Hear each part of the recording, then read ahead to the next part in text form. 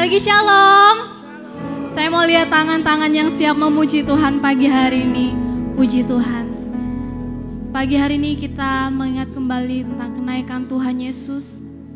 Di mana kenaikan Tuhan Yesus itu bukanlah tanda dia meninggalkan kita, tetapi tanda bahwa dia mempersiapkan tempat yang terbaik untuk kita.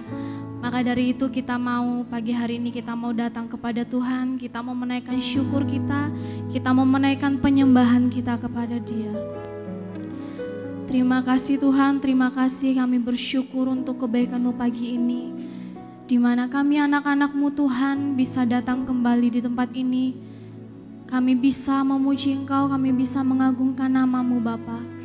Dan pagi ini Tuhan, kami mau menaikkan pujian kami mau menaikkan penyembahan kami mau menaikkan rasa syukur kami kepadamu Tuhan. Karena Engkau Allah yang besar, Engkau Allah yang mulia, dan bukti kasih-Mu nyata dalam hidup kami Bapa.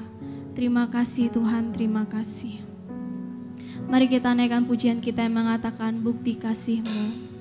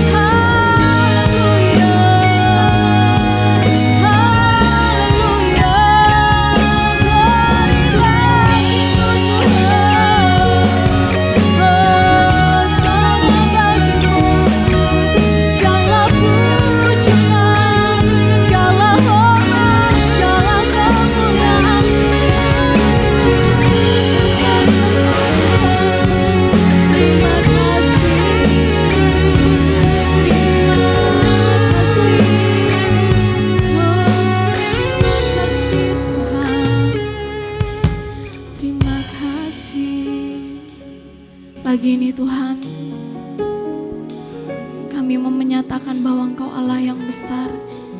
Kami mau menyatakan bahwa Engkau Allah yang ajaib Tuhan.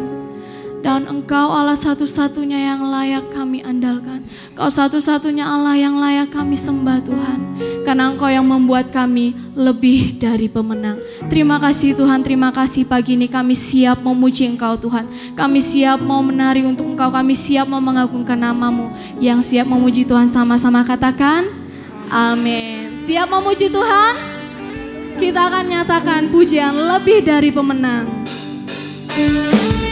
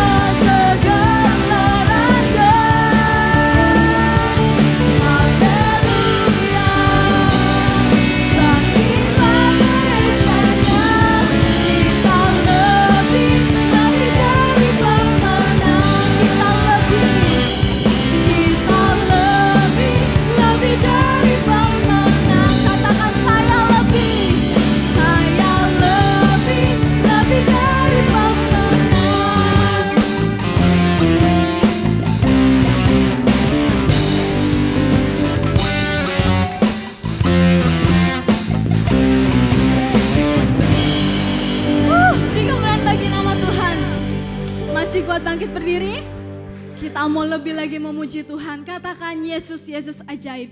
Karena kita punya Yesus yang ajaib. Dia luar biasa, dia naik ke surga mempersiapkan tempat untuk kita semua.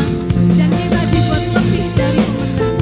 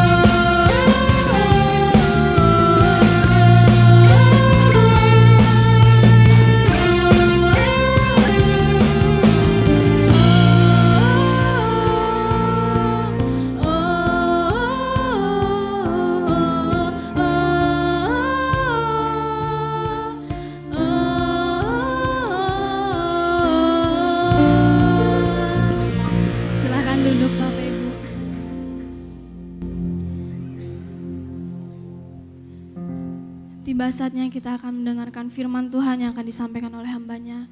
Kita mempersiapkan hati kita mempersiapkan tanah yang terbaik supaya firman yang disampaikan bisa bertumbuh dalam hidup kita, bisa berakar dan berbuah. Terima kasih Tuhan.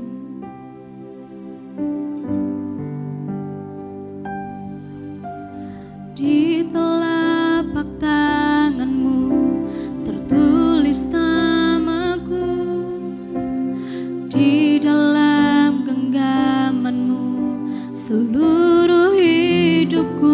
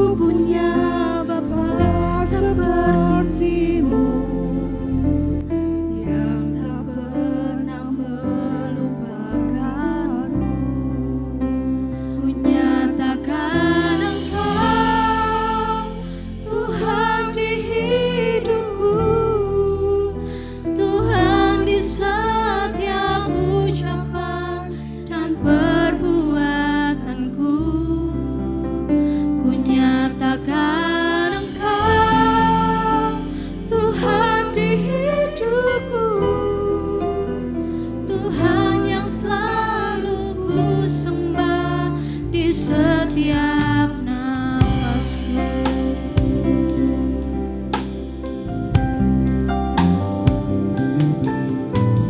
Di tengah badai hidup Kau menemaniku, di atas gunung batu Kau bawa diriku.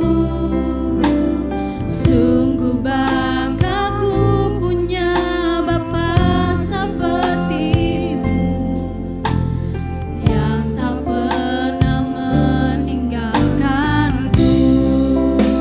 Ku nyatakan Engkau Tuhan di hidupku, Tuhan di setiap ucapan dan perbuatanku. Ku nyatakan Engkau Tuhan di hidupku, Tuhan yang selalu ku sembah di setiap nafasku. Saya undang Bapak Ibu untuk bangkit berdiri, kita naikkan pujian ini. Di tengah badai hidup Kau menemaniku, di atas gunung batu Kau bawa diriku. Sungguh banggaku punya Bapa sepertimu, yang tak pernah meninggalkanku. Ku nyatakan Engkau Tuhan di hidupku, Tuhan di setiap ucapan dan perbuatanku. Ku nyatakan Engkau Tuhan di hidupku, Tuhan yang selalu ku sembah di setiap nafasku. Ku nyatakan Engkau Tuhan di hidupku,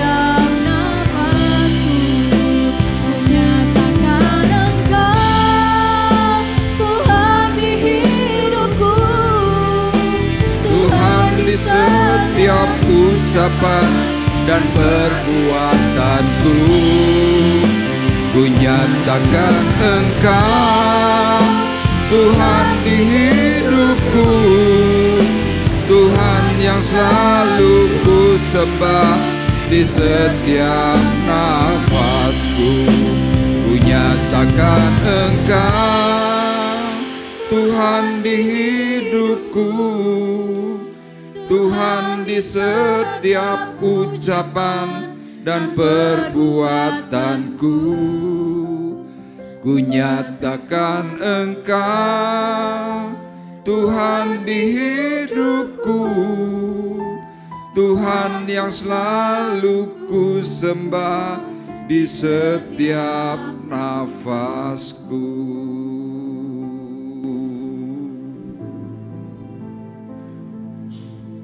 Terima kasih,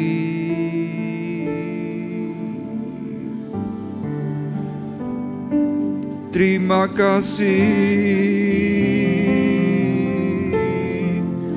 Mari bersama-sama angkat hatimu, angkat suaramu kepada Tuhan, ucapkan terima kasih. Terima kasih.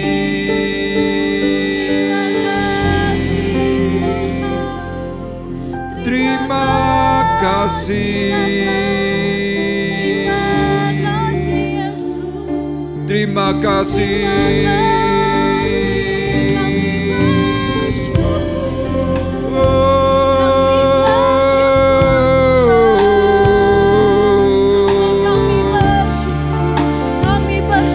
Terima kasih Yesus. Terima kasih.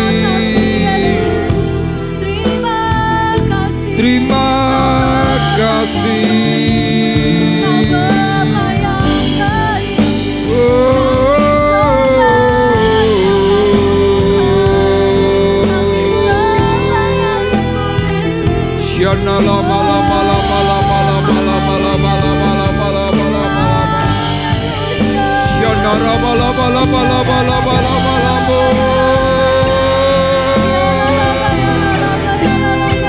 Shikira pa pa pa pa pa pa pa pa pa pa pa pa pa pa pa. Shikina kalama la rasia lama lama.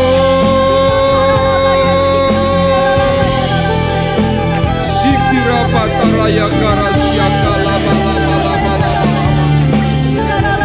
Shakara pa pa pa pa pa pa pa pa pa pa pa. Shekina karapala para para siakala bala bala bala bala bala. Terima kasih.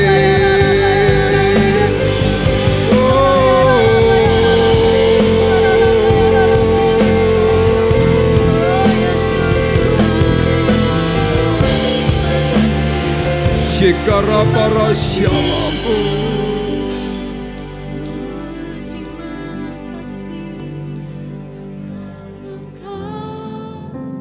Tuhan di hidupku, Tuhan di setiap ucapan dan perbuatanku, ku nyatakan Engkau, Tuhan di hidupku, Tuhan yang selalu ku sembah di setiap nafasku.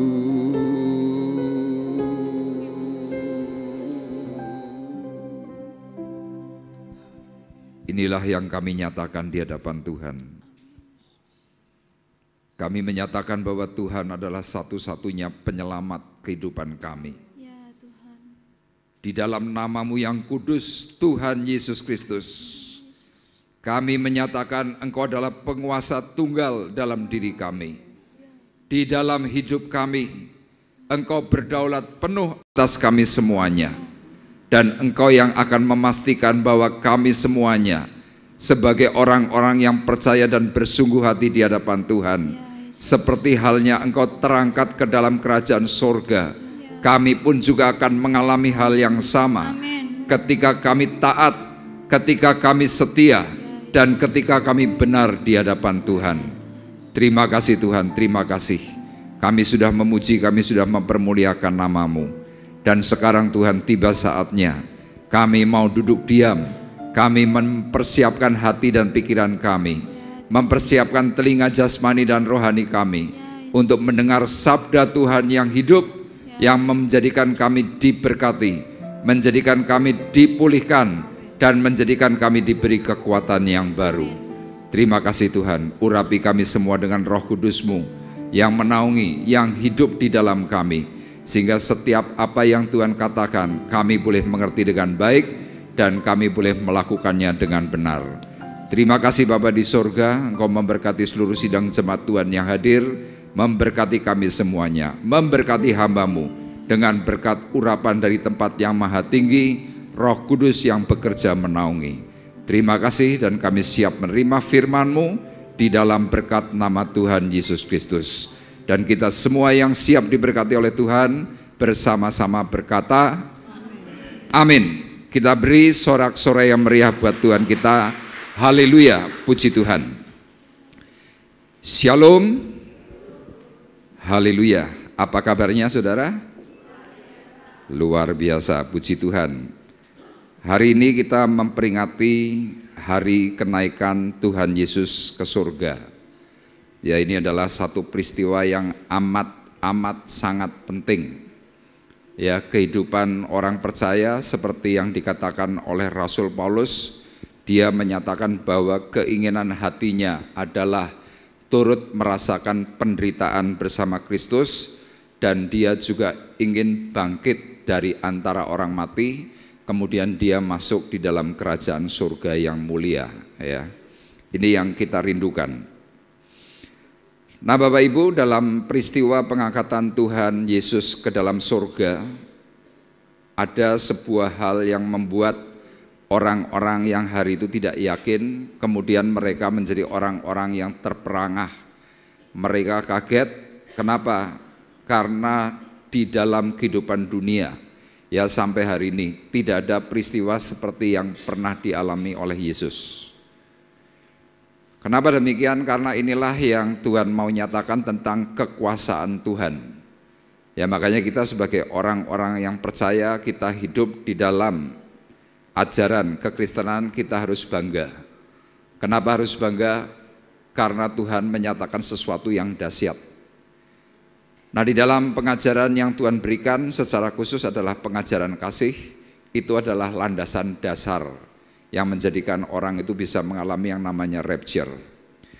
Nah Bapak Ibu, hari ini kita akan bersama-sama belajar dari apa yang pernah dialami oleh Tuhan Yesus ketika hari itu di detik-detik terakhir dia memasuki satu atmosfer, yaitu masuk dalam kemuliaan, terangkat ke dalam surga.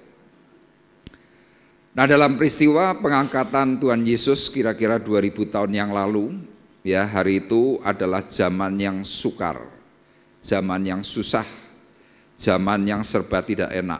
Kenapa? Karena hari itu pemerintahan di bawah pemerintahan Romawi itu adalah pemerintahan yang keras. Ya pajak tinggi, kemudian kehidupan orang-orang Kristen ditekan habis-habisan. Mereka lebih mempercayai dengan dewa-dewa, ya ada Zeus, ada Jupiter, ada Diana, ada dewa-dewa yang macam-macam. Mereka berpikir bahwa itu adalah sebuah kebenaran. Sehingga ketika Tuhan hari itu mewartakan tentang kerajaan surga, orang-orang Romawi atau orang-orang Yunani menolak dengan keras. Sehingga saat dimana kekristenan itu mulai timbul, kekristenan hari itu amat sangat berat. Nah hari itu apa yang ditentukan oleh Bapa di surga tentang kematian Tuhan di kayu salib itu adalah merupakan karya penebusan. Sesudah mati dia bangkit dari antara orang mati di hari yang ketiga. Sesudah bangkit dari antara orang mati di hari yang ketiga, sesudah itu dia berkeliling. Ya kembali memberikan pengajaran tentang kerajaan surga. Berapa lama? 40 hari. Nah sesudah 40 hari Tuhan memberitakan kembali kerajaan surga, dia kemudian terangkat. Sebelum dia terangkat, dia menghadapkan tangannya, dia berkata tentang memberkati seluruh umat yang hari itu mengikutinya. Nah kalau Bapak Ibu perhatikan secara baik cerita dari pengangkatan Tuhan, itu seperti halnya kalau ada orang tua, ya orang tua itu misalkan mungkin bisa ayah, bisa ibu. Biasanya ayah dan ibu kalau mau bepergian, ya ini biasanya. Orang tua ini biasanya mereka sibuk dan bingung untuk meninggalkan rumah. Makanya Bapak Ibu perhatikan mungkin terutama ibu-ibu, kalau mau pergi, mungkin perginya cuma 1 hari. Perginya mungkin cuma setengah hari. Tapi biasanya ibu itu akan memberikan pesan kepada orang yang ada di rumah. Misalkan yang di rumah itu punya peliharaan ayam. Ibu biasanya langsung bilang, ojo lali yo ayamnya dikei pangan. Ojo lali yo si bleki dikei ngombe. Pintu-pintu jangan lupa dikunci. Nanti kalau ibu pulangnya tidak terlalu malam atau kalau sampai kemalaman jangan lupa lampunya dimatikan, lampunya dinyalakan. Nanti dicek ya itu tanamannya disirami dan lain sebagainya. Itu orang tua. Dan biasanya sudah mau berangkat pergi, orang tua balik lagi masuk ke dalam. Kemana? Ke dapur, ngelongok, kompore wis dipateni apa durung. Sudah tahu kompornya mati, masih nyamperin kompor dinyalakan, ceklek, dipastikan ini mati atau hidup. Sudah itu kontrol lagi bak mandi, kontrol lagi mungkin anjingnya dipanggil, Bleki, sini ya, ibu tak pergi dulu ya, mak tak pergi dulu ya, semua dipeseni. Itu orang tua. Nah demikian juga dengan keadaan Tuhan hari itu. Dia sebagai orang tua kita, sebagai Bapa rohani kita, dia sebagai Tuhan, dia sebagai juru selamat. Ketika dia mati, kemudian sebelum mati, dia memberikan banyak pesan. Kenapa? Tuhan tahu sebuah kematian adalah ending dari perjalanan hidup. Tapi dia memberikan pesan yang baik, jangan takut. Aku akan kembali bangkit di hari yang ketiga. Dan pesan itu digenapi oleh Tuhan, bangkit dari antara orang mati. Nah, ketika dia bangkit dari antara orang mati, kemudian sebelum dia naik ke surga, dia terus berputar-putar selama 40 hari 40 malam. Apa yang dibicarakan? Dia terus membicarakan tentang kerajaan surga. Itu yang diulang-ulang, itu yang terus diulang-ulang. Seperti yang tadi saya sampaikan tentang cerita orang tua kalau mau pergi. Yang diulang-ulang itu apa? Selalu hal-hal yang membuat hatinya khawatir. Tuhan kenapa sudah bangkit dari antara orang mati dia masih berkeliling 40 hari? Kenapa dia tidak langsung saja naik ke surga? Kan beres urusannya. Tuhan tidak lakukan langsung dia naik ke surga.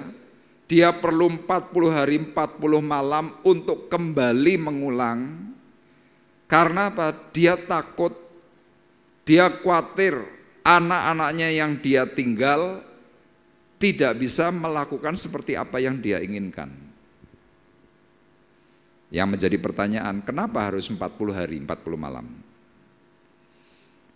Karena kurun waktu 40 hari 40 malam itu merupakan satu titik balik untuk supaya orang bisa terbiasa melakukan hal yang sama. Contoh, Bapak Ibu yang biasa gosok gigi, ya seperti saya kalau gosok gigi biasanya dimulai dari melotot odol. Saya kalau melotot odol itu dari tangan kiri, saya pelotot, set. Kemudian saya mulai gosok gigi itu dari arah kiri.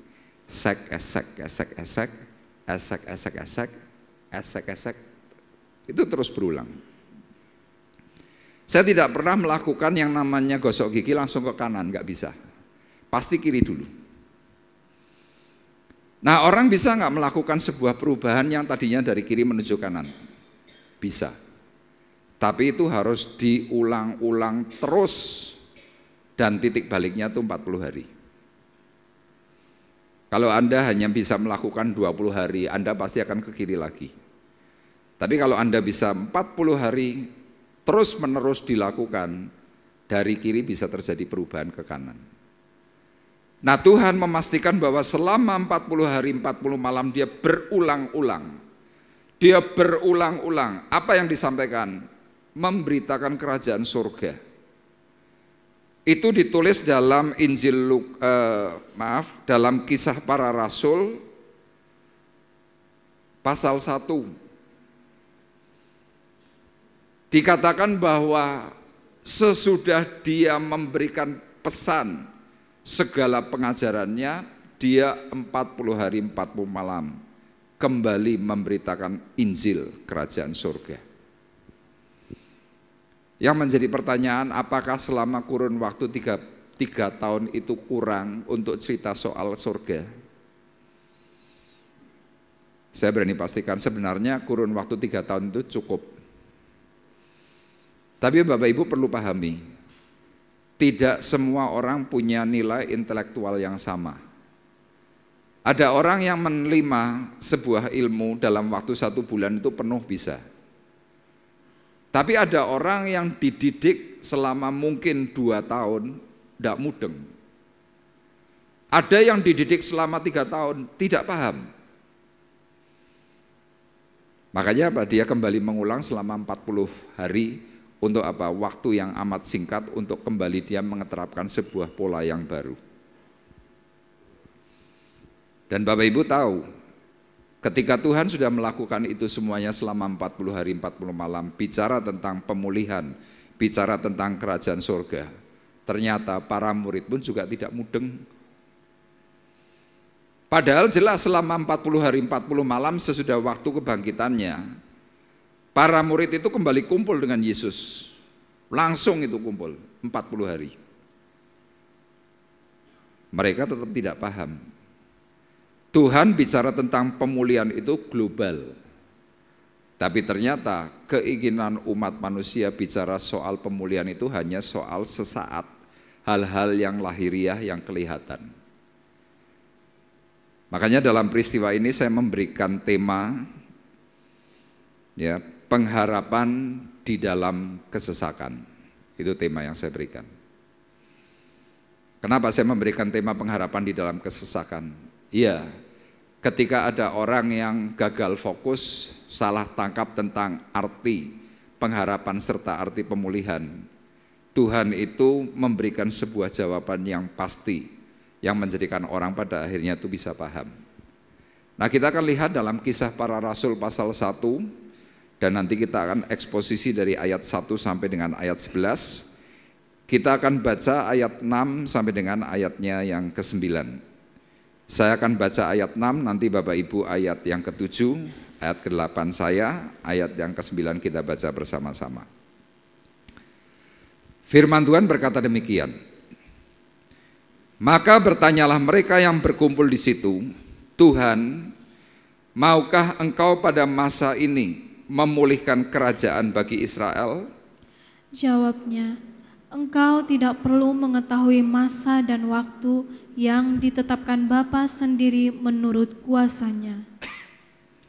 Tetapi kamu akan menerima kuasa kalau Roh Kudus turun ke atasmu, dan kamu akan menjadi saksiku di Yerusalem dan di seluruh Yudea dan Samaria dan sampai ke ujung bumi bersama-sama. Sesudah ia mengatakan demikian, terangkatlah ia disaksikan oleh mereka, dan awan menutupnya dari pandangan mereka. Ini kalau seandainya kita nonton film, itu adalah ending. Tulisannya biasanya layarnya itu langsung hitam, kemudian ada tulisan putih, the end, sudah selesai. Makanya ayat ini kan berkatanya jelas. Sesudah Yesus mengatakan demikian, terangkatlah ia disaksikan oleh mereka, dan awan menutupinya dari pandangan mereka. Ini kalau tadi yang saya sebutkan, ayat ini berkata the end, selesai. Terus kalau sudah selesai bagaimana? Mereka pulang. Tetapi ketika mereka di dalam kebingungan karena ini sudah akhir, muncul dua malaikat. Mereka bertanya, apa yang kamu bingungkan? Ya mereka bingung, mereka menatap ke langit, loh kok Tuhan hilang? Kemudian pesan para malaikat di dalam ayat yang ke-11 dikatakan, dan berkata kepada mereka, hai orang-orang Galilea, mengapa kamu berdiri melihat ke langit? Yesus ini yang terangkat ke surga meninggalkan kamu, akan datang kembali dengan cara yang sama seperti kamu melihat dia naik ke surga. Buat manusia yang sudah mengenal Tuhan atau yang tidak mengenal Tuhan, ketika melihat Tuhan terangkat, semuanya itu selesai. Tetapi bagi orang yang sungguh punya iman, ya, bahwa percaya ada kebangkitan dari antara orang mati dan percaya bahwa ada rapture, cerita pengangkatan Tuhan itu tidak selesai begitu saja. Tetapi ada satu yang namanya pengharapan. Makanya tadi saya memberikan tema pengharapan di dalam atau di masa kesesakan. Anda hari ini yang sedang susah, Anda yang hari ini mungkin bingung dengan berita-berita, Anda yang hari ini bingung dengan masalah ekonomi, Tuhan cuma bicara gini loh, tentang masa dan waktu keinginan pemulihan dari dirimu, kamu gak usah bingung. Ada satu masa yang nanti akan ditentukan oleh Bapa di surga. Kapan? Kalau kamu punya kuasa. Kalau nanti Roh Kudus turun ke atasmu, kamu mau jadi saksi, maka masa pemulihan, masa kekuatan baru itu akan dimunculkan oleh Tuhan.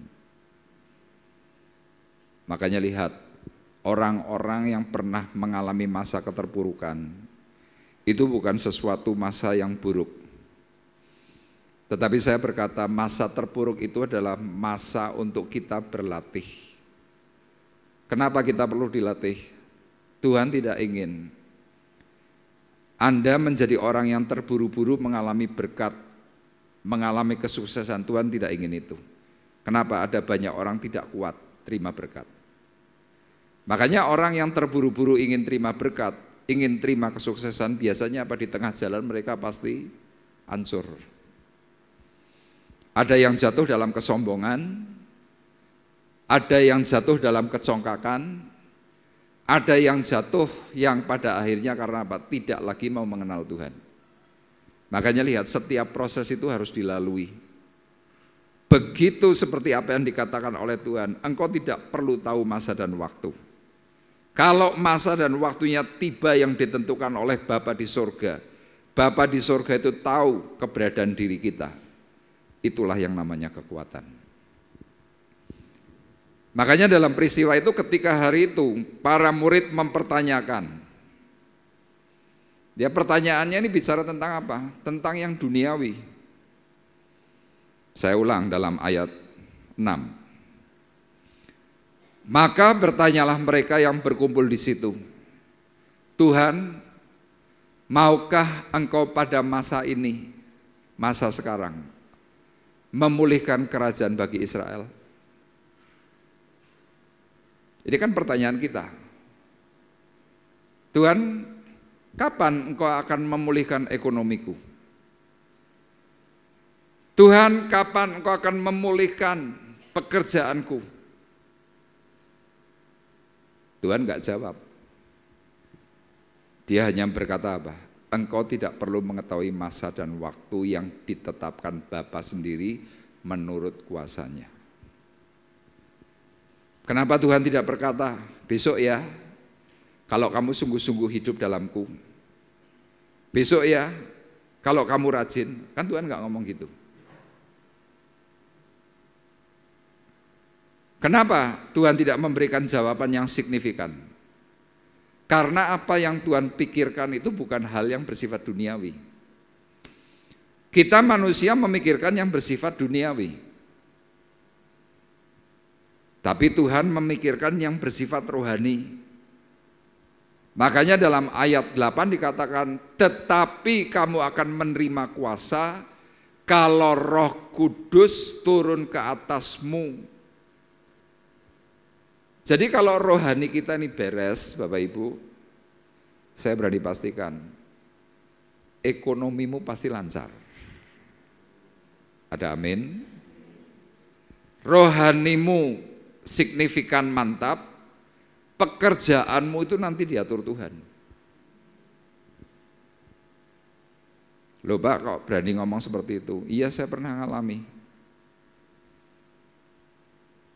Dahulu saya punya pekerjaan, punya apa?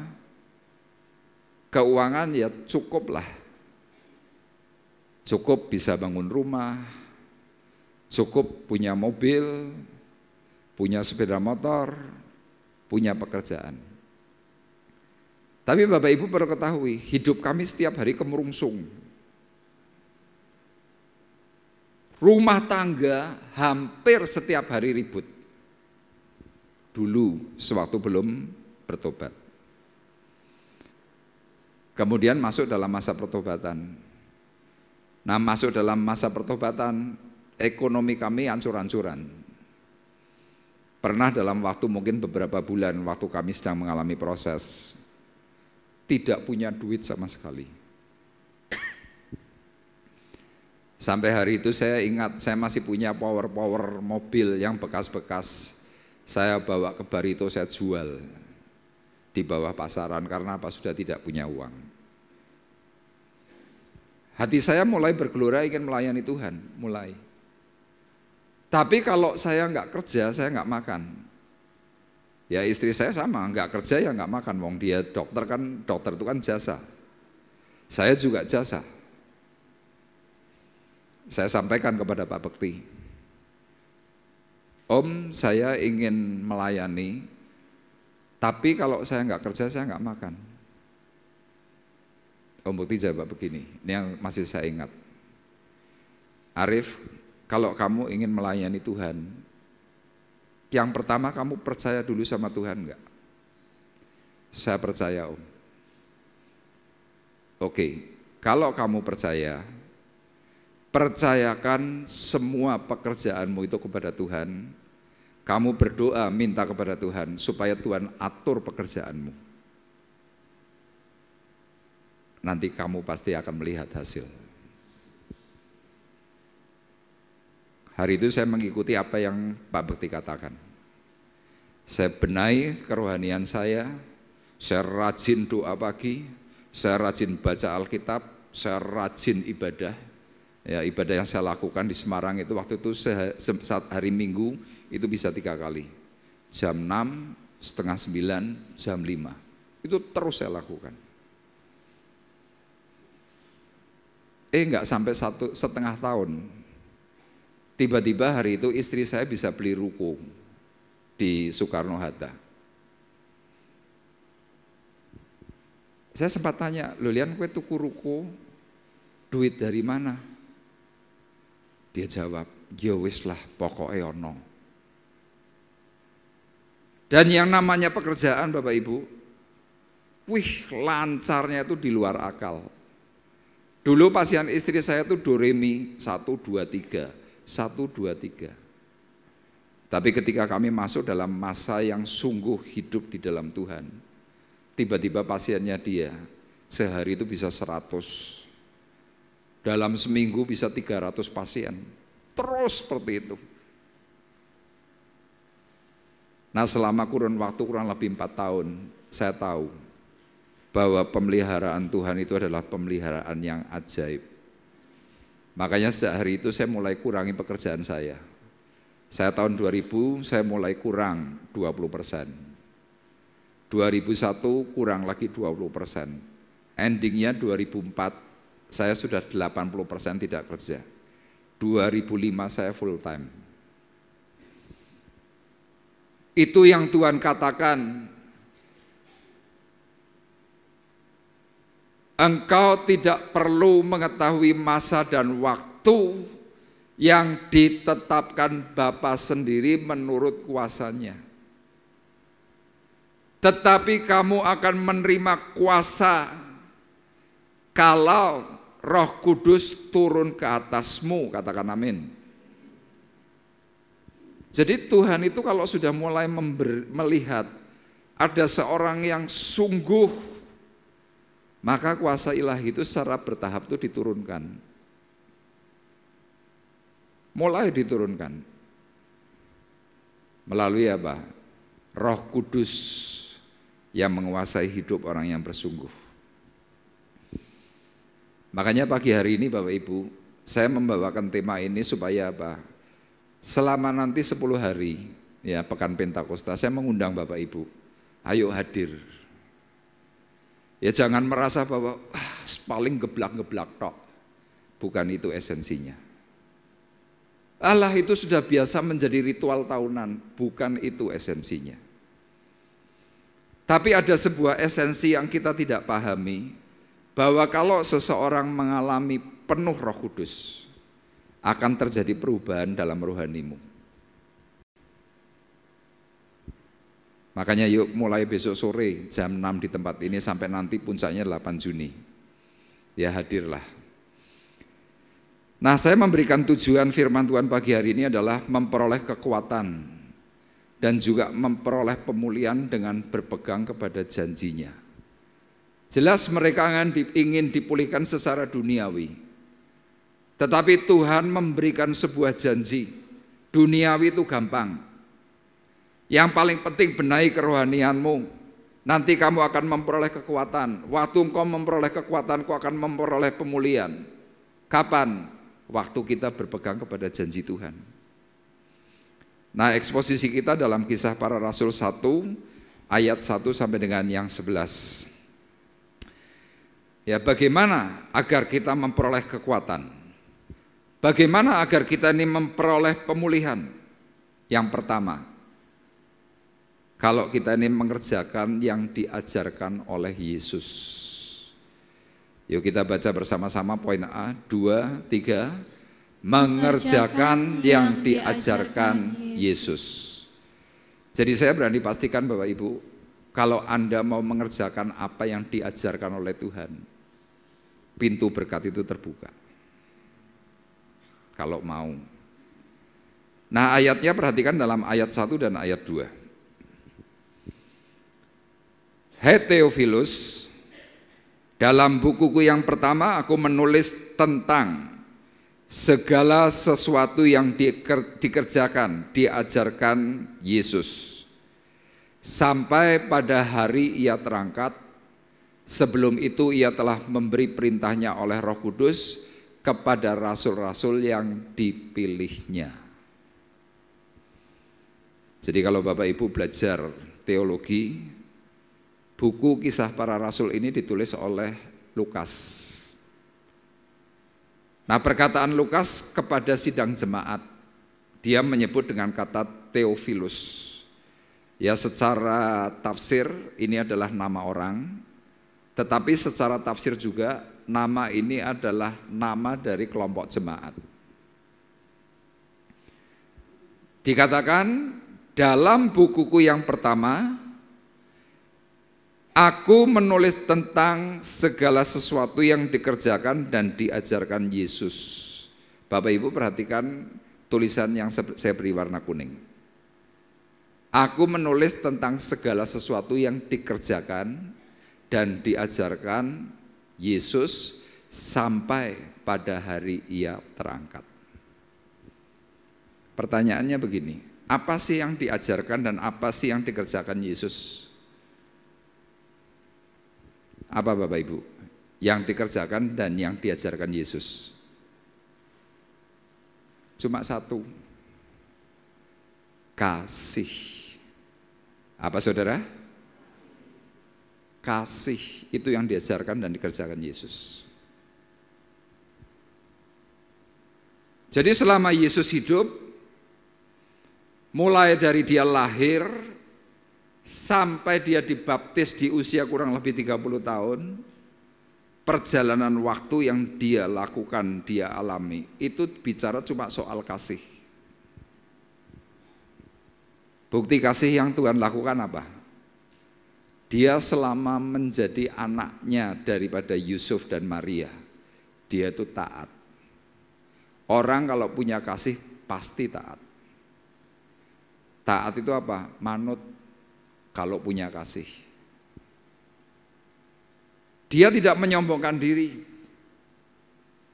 dia tidak suka menyalahkan.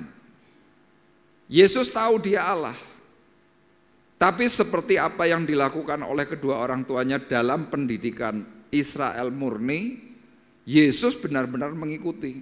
Itu kasih. Dan Yesus tidak merasa sok hebat, tidak merasa sok pinter. Sampai pada waktunya dia harus dibaptis, dia mulai harus melaksanakan tugas mulia. Tuhan waktu pertama kali bisa mengalami sesuatu kedahsyatan dari Bapaknya di surga. Ibunya bilang, "Nak, ubahlah air ini jadi anggur." Jawab Yesus apa? Belum waktunya.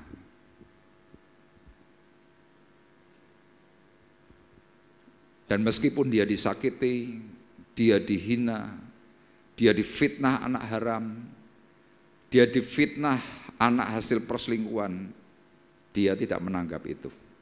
Kenapa? Kasih. Sama dalam kehidupan Tuhan, di mana dia mendidik kita dalam iman percaya di dalam Kristus. Apa yang Tuhan berikan kepada kita? Kasih. Cuma itu tok. Makanya kenapa dia sesudah bangkit dari antara orang mati tidak langsung melesat masuk surga. Kenapa dia harus menunggu waktu 40 hari lagi? Untuk apa? Untuk mengajar satu pola yang baru. Ayo selama 40 hari tak ulang-ulang lagi, tak ulang lagi, tak ulang lagi. Supaya kamu terbiasa mempunyai kasih. Tapi lihat faktanya, orang diajari lagi belum tentu bisa melakukan. Ya termasuk kita. Loh, kalau Bapak Ibu belajar ya dari gereja, mungkin gereja Bethel Tabernakel ini termasuk gereja yang cukup keras. Yang dibicarakan cuma soal apa? Karakter. Yang dibicarakan tentang hal-hal yang alkitabiah. Tidak mengajarkan motivasi, tidak mengajarkan tentang sistem keuangan yang bicara soal berkat, tidak. Tetapi karena dasar seperti apa yang dikatakan atau yang diajarkan oleh Tuhan, kalau kerohanian kita mapan, bicara tentang berkat itu jadi gampang. Contohnya Petrus, waktu dia berlelah-lelah, bermalam-malam cari ikan di tengah danau. Dia belum dibenahi, apa yang dia dapat? Nihil. Tuhan tanya, kamu punya lauk enggak? Enggak. Kamu menghasilkan sesuatu enggak? Enggak. Sekarang yuk ikut aku. Tuhan cuma bilang apa? Tebarkan jalamu. Perahunya langsung penuh.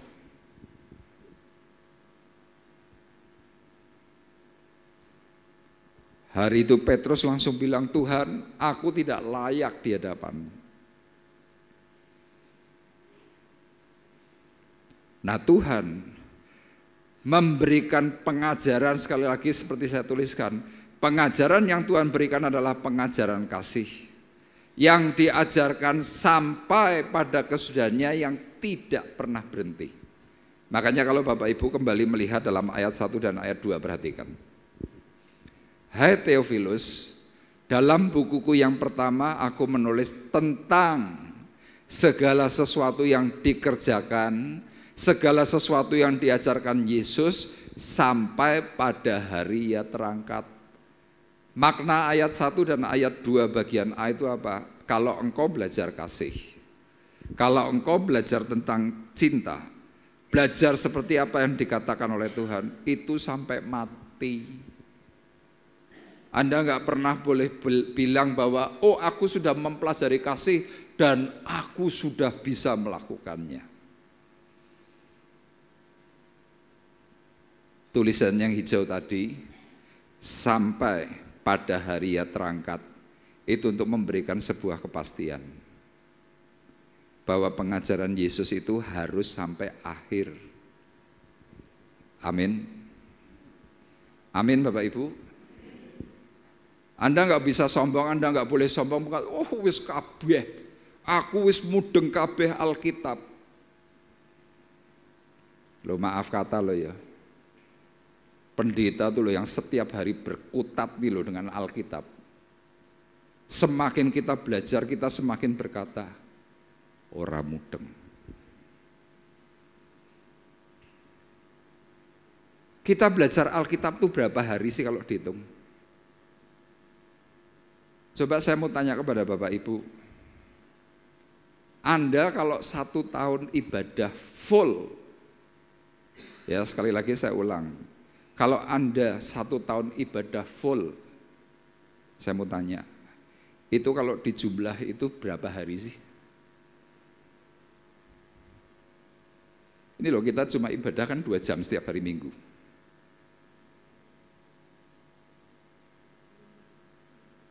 Sebulan 8 jam.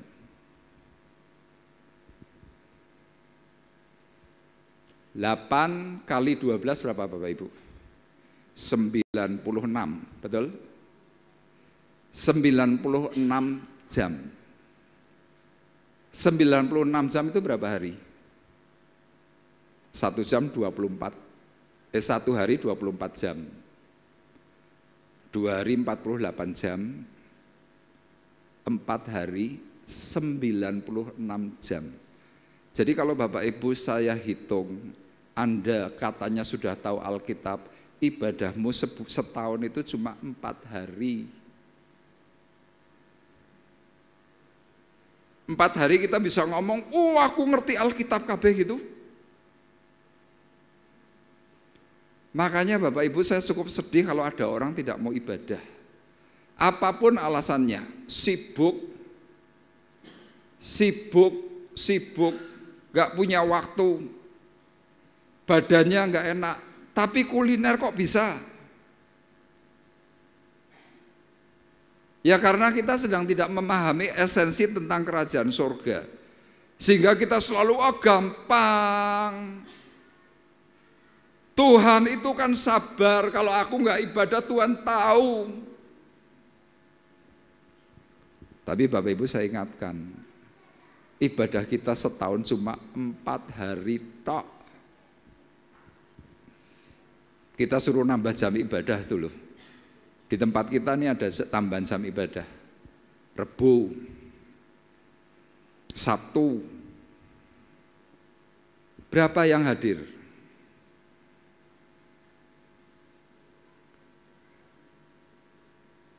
Anda mungkin berpikir, sing prihatin kan cuma gembala saja.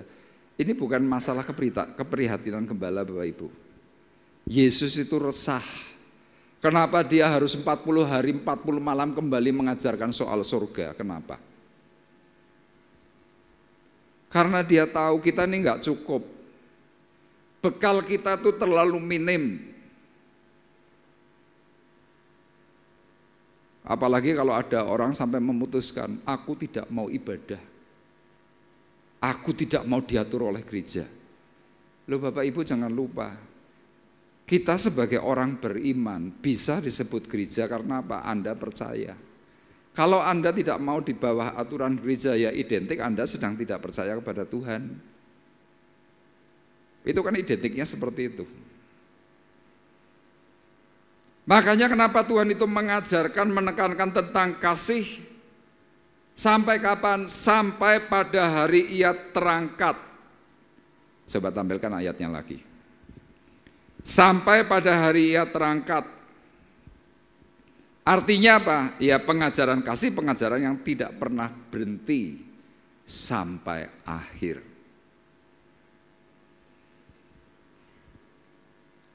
Loh Bapak Ibu perlu ingat ya, mungkin Anda yang masih muda-muda berkata, ya ribut-ribut itu lumrah,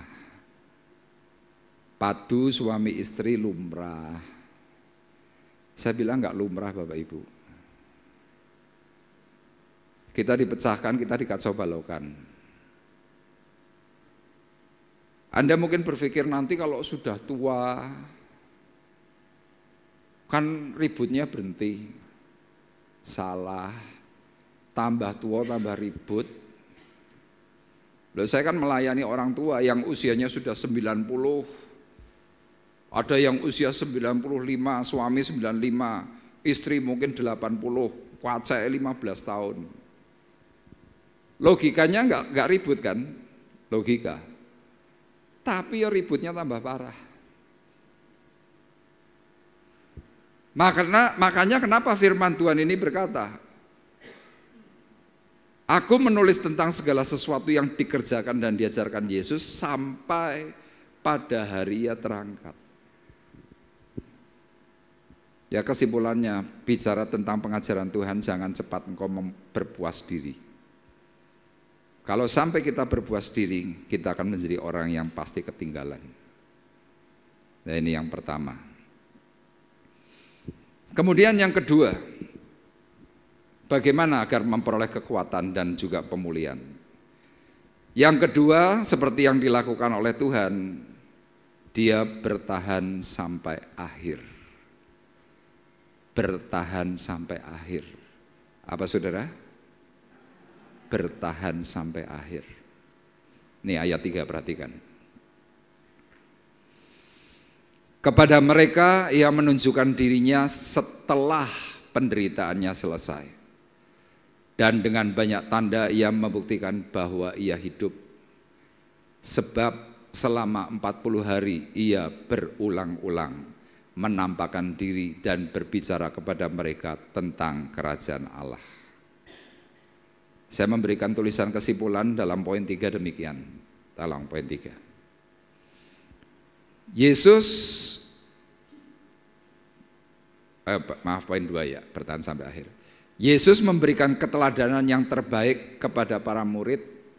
Ia menunjukkan dirinya setelah penderitaannya selesai, bahwa dia sanggup mengatasi masalah, bertahan sampai akhir dan menang, ya, dalam tanda kurung, hidup dengan dasar motivasi bahwa surga itu menanti.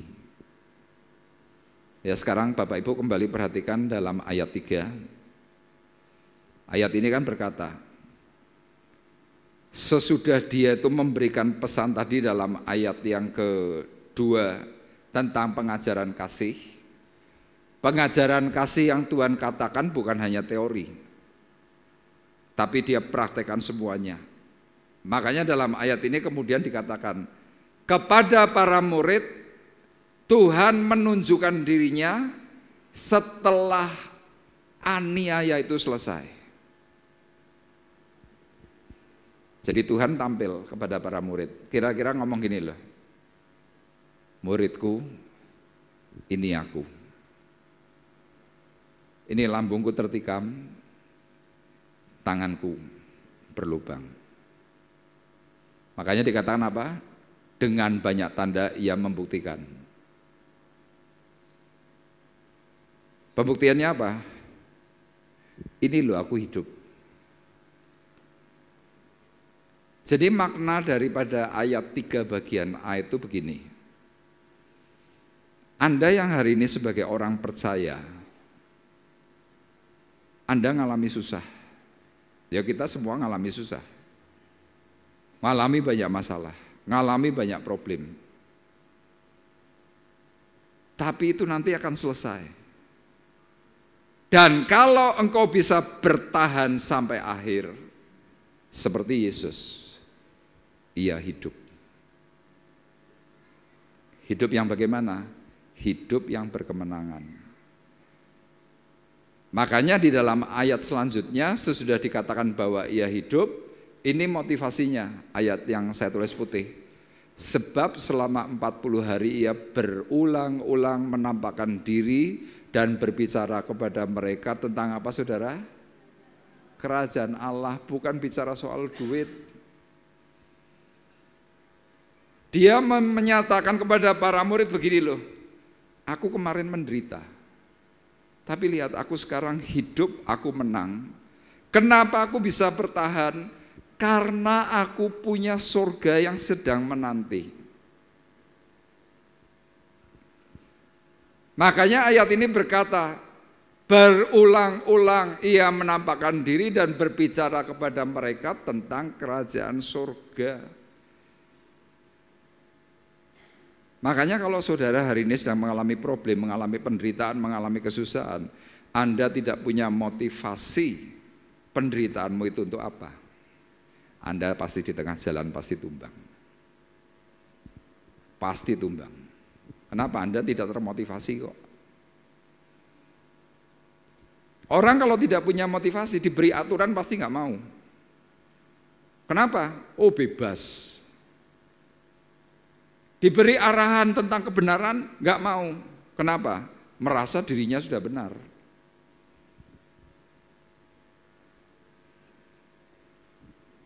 Makanya poin kedua ini apa? Bertahan sampai akhir. Yesus memberikan teladan yang terbaik kepada para murid. Ia menunjukkan, ini loh aku bertahan sampai akhir. Aku sanggup mengatasi semua masalah. Aku tampil sebagai pemenang. Kenapa aku bisa menang? Karena aku punya dasar motivasi bahwa surga yang Bapakku di surga janjikan itu sudah menanti hidupku. Amin. Jadi Bapak Ibu yang hari ini mungkin sedang kehilangan pengharapan, Anda merasa lah, wes lah khotbahnya setiap minggu cuma bicara soal ini tok. Ya memang firman Tuhan ya bicaranya ini. Firman Tuhan tidak pernah bicara soal apa, oh Anda kaya raya, mobilmu banyak, rumahmu besar banyak, enggak itu. Tapi selalu berulang-ulang ditekankan bahwa surga itu menanti, surga itu menanti. Makanya saya punya pengharapan kepada Bapak Ibu. Yuk kita bersama-sama bertahan sampai akhir. Jangan Anda putus di tengah jalan, Anda jangan memutuskan aku tak keluar dari gereja, jangan Bapak Ibu. Kenapa? Waktunya sudah dekat. Anda mungkin kadang-kadang sedang tidak tahan dengan situasi, Anda mungkin sedang tidak tahan dengan seseorang, engkau mungkin sedang tidak tahan dengan apa yang sedang kamu alami. Tapi pesan Tuhan apa? Bertahanlah sampai akhir. Seperti apa yang dikatakan, ia menunjukkan dirinya setelah penderitaannya selesai. Ini loh tandanya, tapi lihat aku hidup.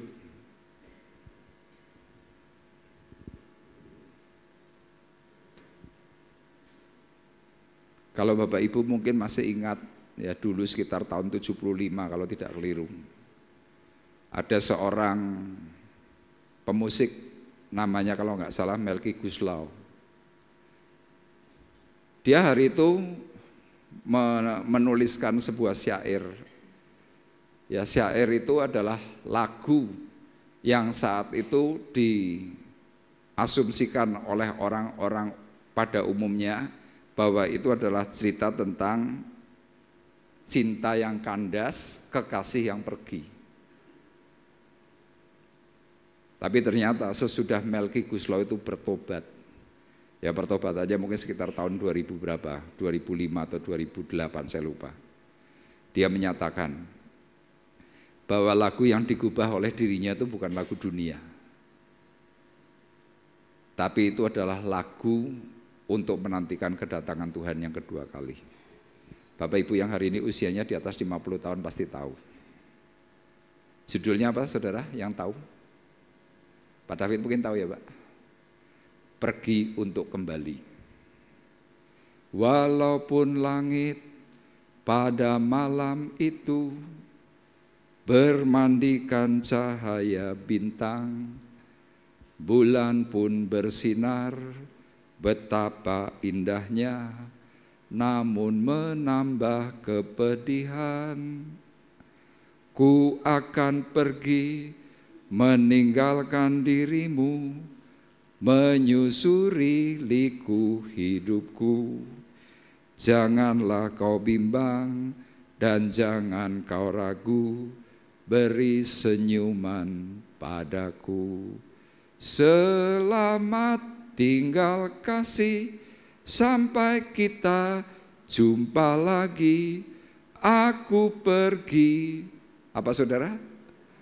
Takkan lama, hanya sekejap mata, ku akan kembali lagi. Asal apa saudara? Asalkan engkau tetap menanti. Kita yang STW langsung kelingan, aku pas masa itu lagi pacaran karo pacarku. Ya Cik Syokli ya gitu ya. Lagu ini lagu rohani, bukan lagu dunia. Tapi zaman waktu itu lagu ini ngetrennya minta ampun. Yang nyanyi ada Bruri Marantika, yang nyanyi wah yang kuno-kuno lah Titik Sandura begitu kira-kira. Tapi lagu ini digubah untuk apa? Untuk mengingat bahwa Yesus itu nanti akan datang yang kedua kali. Makanya saya sangat berharap, yuk meskipun ada susah, meskipun ada persoalan, bertahanlah sampai akhir. Yang setuju katakan amin. Dan yang terakhir Bapak Ibu, yang ketiga, untuk kita bisa memperoleh kekuatan dan pemulihan, yang terakhir yang Tuhan inginkan adalah ingat pesan terakhirnya. Apa saudara? Ingat pesan terakhirnya. Ya pesan terakhir itu biasanya wasiat. Kalau Bapak Ibu mungkin punya orang tua yang sudah meninggal, mungkin Anda akan ingat apa yang dikatakan oleh orang tuamu. Ya orang tua yang meninggal itu tidak pada waktu mau meninggal ngomong, enggak. Karena biasanya kalau orang mau meninggalkan nggak tahu. Tapi biasanya sebulan, seminggu sebelum mati biasanya ngomong. Ya kalau mungkin memberikan pesan kepada anaknya yang orang Jawa bilang, "Nok, engkau nek bapak mati, kowe aja lali ya karo mbokmu." Kira-kira mungkin gitu. Nah, sing rukun-rukun ya karo sedulurmu. Kita mungkin waktu diberi pesan seperti itu biasanya kurang tanggap. Biasanya sambil lalu kita mungkin berkata, ya bapak kilo nek ngomong kaya wong meh mati. Loh bapak ora meh mati tapi mesen isik, orang ngerti mati. Nah Tuhan sebelum dia terangkat ke surga, firman Tuhan berkata ayat 4. Pada suatu hari ketika ia makan bersama-sama dengan mereka, Yesus melarang mereka meninggalkan Yerusalem, menyuruh mereka tinggal di situ menantikan janji Bapa yang demikian katanya. Telah kamu dengar daripadaku, sebab Yohanes membaptis dengan air tetapi tidak lama lagi kamu akan dibaptis dengan Roh Kudus. Maka bertanyalah mereka yang berkumpul di situ, Tuhan, maukah engkau pada masa ini memulihkan kerajaan bagi Israel? Tuhan memberikan pesan yang jelas sebagai wasiatnya dia yang terakhir, pesan terakhir. Pesannya adalah apa? Jangan meninggalkan Yerusalem. Tunggu janji Bapa. Terima Roh Kudus, kira-kira begitu. Yang ditanyakan, kira-kira kalau ini mungkin dijawab kayak gini. Tuhan, kowe memberkati aku kapan? Aduh. Nah, kamu ini tak jai ngomong soal hal-hal yang penting malah kowe takoke berkat terus. Kira-kira mungkin gitu. Sekarang yang menjadi pertanyaan gini, nanti Bapak Ibu bisa baca dalam Injil Lukas pasal 24, pasal terakhir itu. Kalau saya tanya kepada Bapak Ibu, Yesus itu terangkat ke surga itu di Yerusalem atau di Betania? Di mana Bapak Ibu? Yerusalem atau Betania? Coba yang setuju bahwa Yesus terangkat ke surga di Yerusalem, angkat tangan. Satu. Cuma satu toh yang angkat tangan. Yang setuju bahwa Yesus terangkat ke surga di Betania, angkat tangan. 1, 2, 3. Ini yang hadir 1000 orang, yang 990 orang bingung. Yesus itu terangkat tuh di Betania. Berapa jaraknya Betania dengan Yerusalem? Secara tafsir kurang lebih itu antara 20 sampai 30 km. Jadi kalau diibaratkan Semarang Ungaran, kalau dari Temanggung Kertek, kira-kira begitu.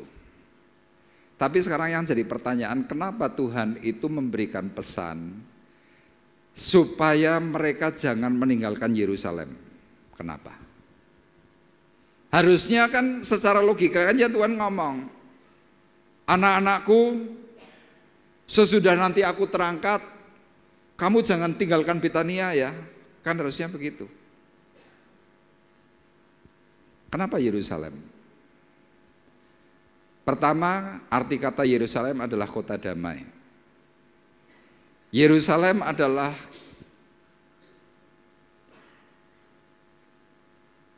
double peace. Double peace itu apa? Damai yang berlipat-lipat. Itu Yerusalem. Yerusalem itu base camp, kota kudus. Jadi ternyata kalau kita ingin mengalami kekuatan, ingin mengalami berkat pemulihan dari Tuhan, yang pertama apa? Saudara itu tidak boleh meninggalkan base camp itu tadi. Begitu Anda tinggalkan base camp, damaimu hilang. Nah, orang menanti di satu tempat itu enggak enak. Makanya Tuhan berkatanya apa? Dan menyuruh mereka tinggal di situ menantikan janji Tuhan. Jadi dua unsur ini Bapak Ibu, kalau Anda sabar, Anda tetap bertahan dalam iman yang Tuhan ajarkan bicara soal kasih. Anda dalam kesukaran, Anda dalam kesulitan, Anda tetap bisa mempertahankan seperti apa yang Yesus lakukan. Disitulah nanti yang namanya pemulihan, yang namanya kekuatan, yang namanya kesehatan, itu akan Tuhan tabur. Tapi kalau engkau sampai punya pikiran yang lain, hal yang Tuhan janjikan itu tiba-tiba hilang.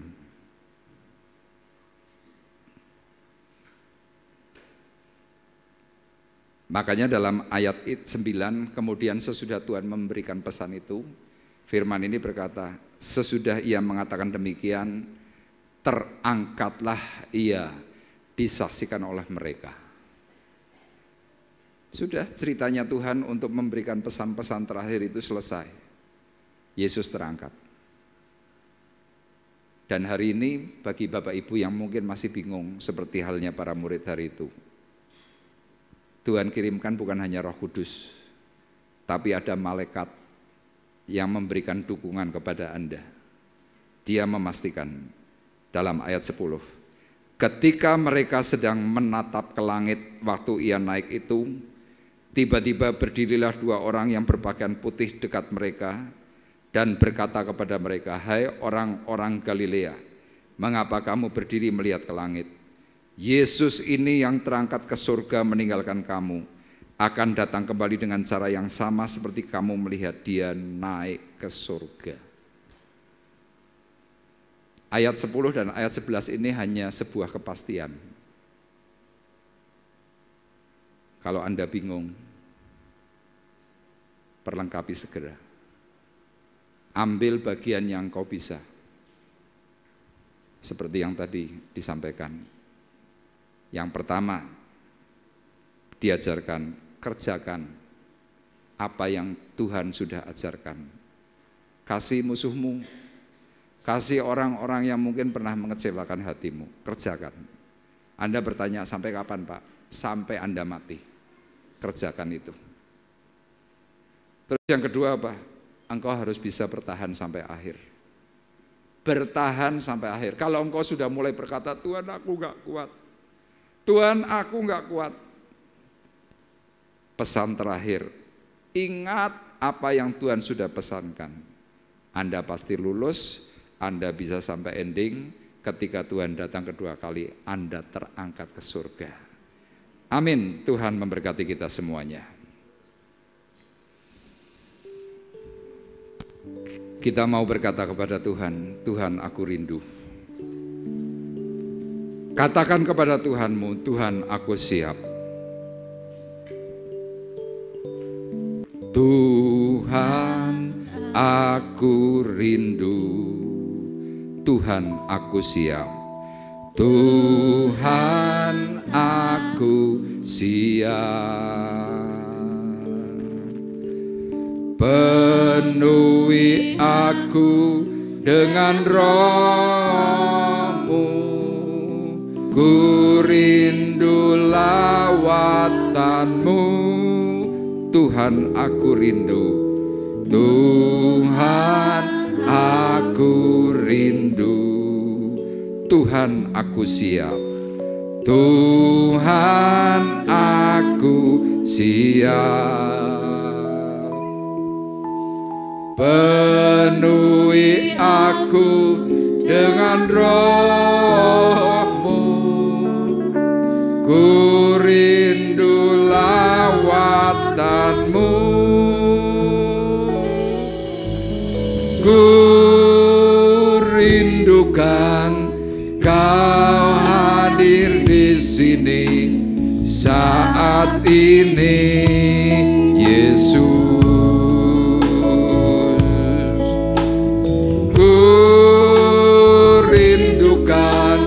Roh-Mu mengurapi saat ini, Tuhan ku rindukan.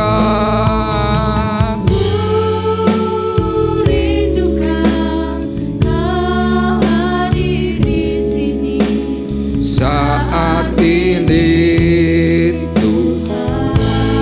Ku rindukan, ku rindukan Roh-Mu mengurapi saat ini, Yesus. Mari bersama-sama katakan kepada Tuhan, Tuhan aku rindu. Tuhan aku rindu. Tuhan aku siap. Tuhan aku siap. Penuhi aku. Penuhi aku dengan Roh-Mu. Ku rindu lawatan-Mu, Tuhan aku rindu. Tuhan aku rindu. Tuhan aku siap. Tuhan aku siap. Penuhi aku.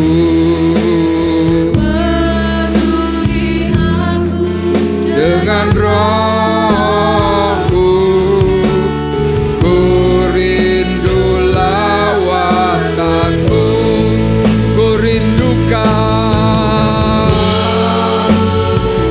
Mari angkat hatimu, angkat tanganmu kepada Tuhan yang di surga. Biarlah kuasa urapan baru pagi hari ini turun bekerja mengalir atas kita semua yang hadir. Yakin, percaya, pertolongan, kasih karunia, pengurapan, pengharapan baru dicurahkan dari surga yang mulia. Ku rindukan. Haleluya. Kami merindukan akan kekuatan-Mu, kehadiran-Mu di tempat ini, Tuhan. Nyatakan kemuliaan-Mu bagi kami. Ku rindukan Roh-Mu mengurapi saat ini, Yesus. Ku rindukan Kau hadir. Mari kita bersama-sama bangkit berdiri. Nyatakan kerinduan-Mu atas Tuhan. Kira para syakala malama rasul. Ku rindukan Roh-Mu mengurapi saat ini, Yesus. Ku rindukan Kau hadir. Urapi Tuhan, penuhi kami semua dengan Roh Kudus. Roh Kudus, Roh Kudus yang menaungi. Urapan-Mu Tuhan, urapan-Mu, kedahsyatanmu menghampiri kami. Pemulihan-Mu memberikan kami kekuatan. Ajar kami, tolong kami. Ku rindukan.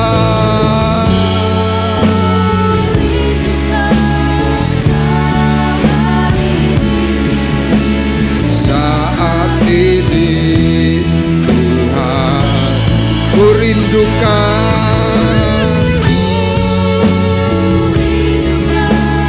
Roh-Mu mengurapi saat ini, Yesus. Sembah Dia. Kiramaya lama-lama rasya lamo. Sekaramaya lama raso. Api kudus-Mu, api pengurapan-Mu.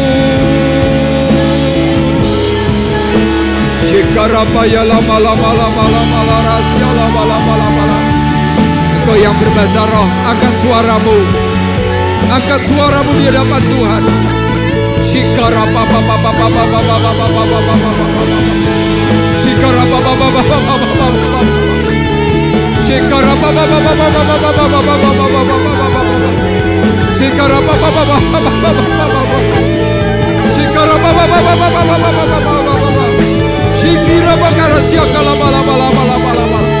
Pengalir Roh Kudus, pengalir Roh Kudus, Roh Kudus.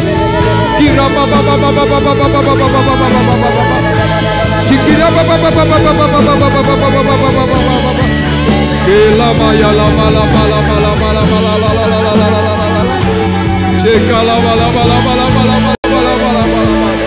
Tangan Tuhan mengalir, tangan Tuhan menjamah, tangan Tuhan bekerja pagi hari ini dalam nama Yesus. Shekala mala mala mala mala mahu, shekara baba baba baba baba, shekala mala mala mala mala mala mala, shekara baya la mala mala mala mala mala, shekara ya la mala mala mala, kuasa urapanmu. Sheka ya ya ya ya ya ya ya ya ya ya ya ya ya ya ya ya. Sekarabaya lamu.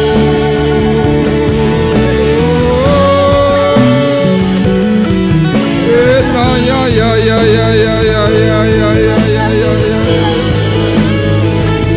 Sekarabaya lama lama lama lama lama lama lama. Sekila bala bala bala bala bala bala. Terima kasih.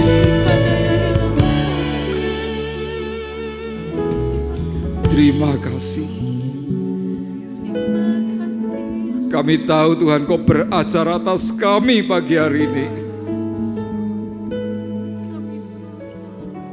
Kami tahu Tuhan Engkau sedang melawat kami.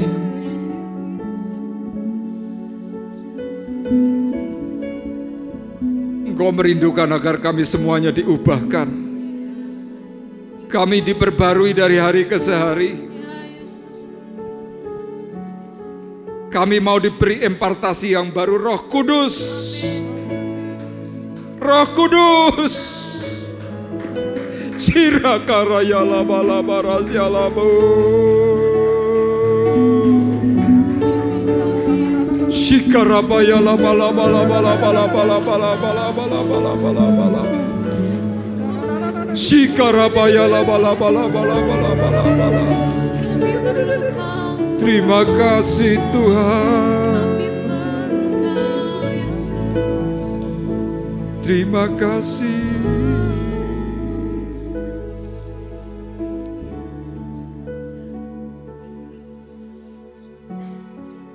Kami yakin Tuhan pagi hari ini Kau sedang berbicara kepada kami semuanya. Supaya kami terus belajar akan pengajaran kasih yang Tuhan sudah kerjakan. Kami mampu memberikan pengampunan atas orang-orang yang pernah mengecewakan hati dan hidup kami. Tuhan, hanya dengan Roh Kudus-Mu kami dimampukan. Dengan Roh Kudus-Mu Tuhan, kembali kami mampu memberkati orang yang pernah menyakiti hati kami. Oleh karena itu Tuhan, kami mau supaya pagi hari ini Roh Kudus dicurahkan dari surga atas kami. Dicurahkan dari surga-Mu Tuhan atas kami. Hembusi kami Tuhan dengan Roh Kudus-Mu. Sehingga kami mampu melakukan perbuatan seperti yang Tuhan lakukan. Beri kami pemahaman. Beri kami pengertian. Beri kami motivasi yang terbaik. Bahwa surga sedang menanti kami semuanya. Terima kasih. Saat ini Yesus, ku rindukan Roh-Mu mengurapi saat ini Tuhan. Katakan, ku rindukan, ku rindukan Kau hadir di sini saat ini Tuhan. katakan dari hatimu, ku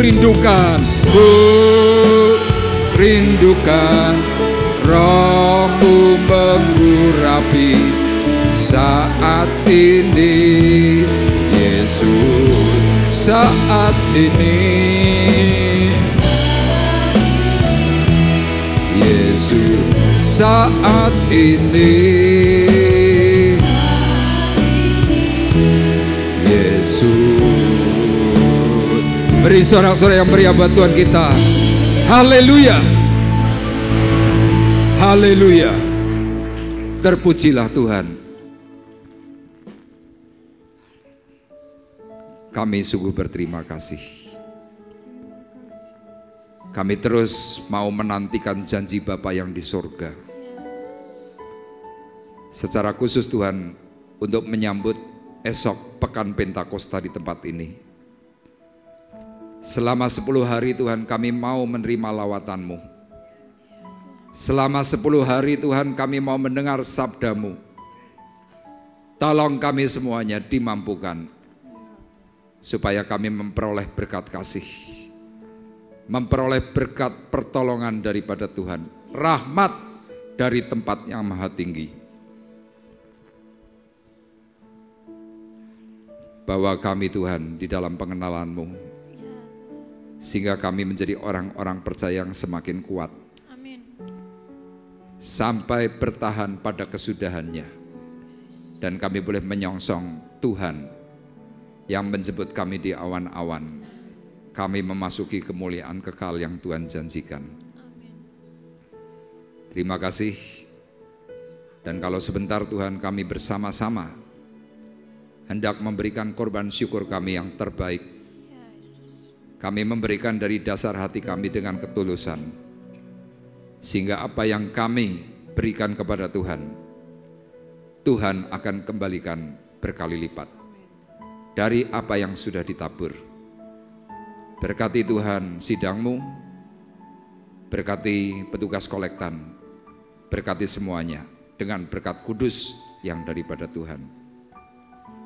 Terima kasih, kami bersyukur dan kami mempermuliakan nama-Mu di dalam nama Tuhan Yesus Kristus, yang sudah diberkati oleh Tuhan, bersama-sama berkata amin. Dipersilahkan duduk. Kita akan menaikkan pujian Tuhan di hidupku. Di telapak tangan-Mu tertulis namaku. Di telapak tangan-Mu tertulis namaku, di dalam genggaman-Mu seluruh hidupku. Sungguh bangga ku punya Bapa seperti-Mu, yang tak pernah meninggalkanku di tengah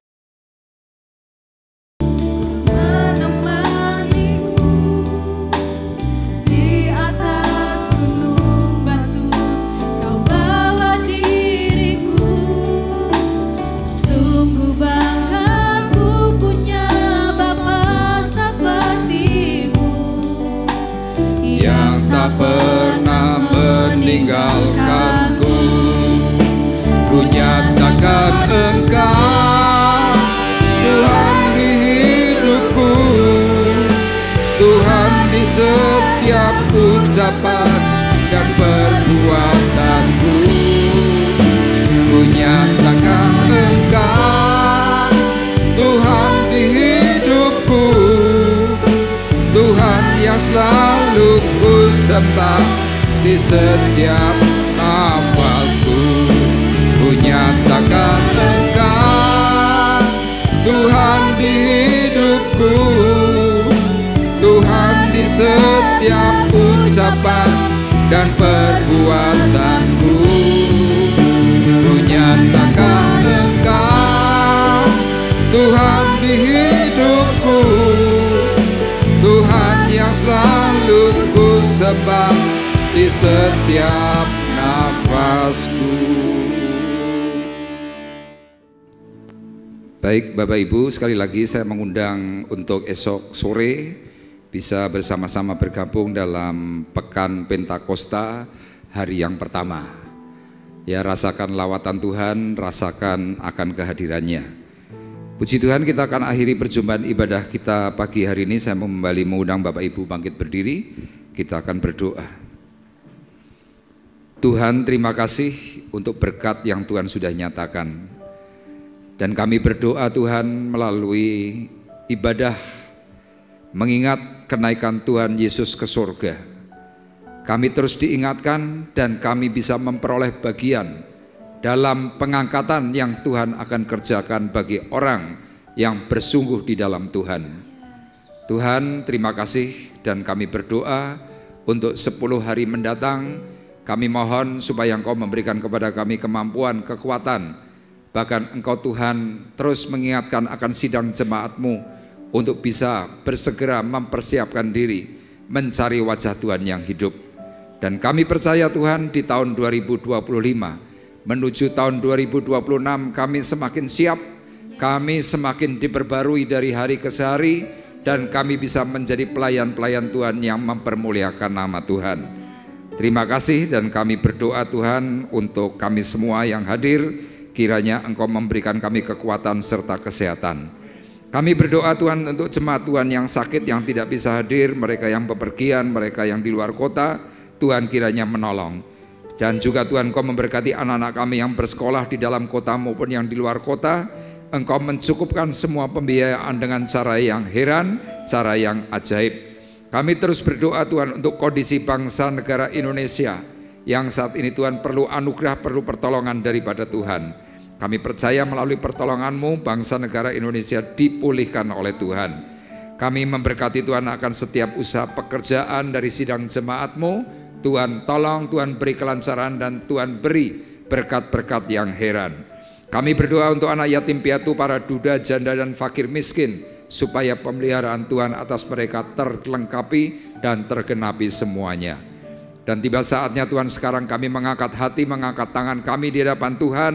Sidang jemaat Tuhan terkasih, marilah kita bersama-sama pulang dengan membawa berkat damai sejahtera Allah Bapa di sorga, pulang dengan membawa kasih karunia Tuhan Yesus Kristus di dalam persekutuan Roh Kudus. Tuhan memberkati engkau dan melindungi engkau. Tuhan menyinari engkau dengan wajahnya dan memberi engkau kasih karunia. Tuhan menghadapkan wajahnya kepada sejahtera. Mulai dari pagi hari ini sampai Maranatha datang yang kedua kali. Dalam nama Yesus kami berdoa mengucap syukur, dan kita yang diberkati oleh Tuhan bersama-sama berkata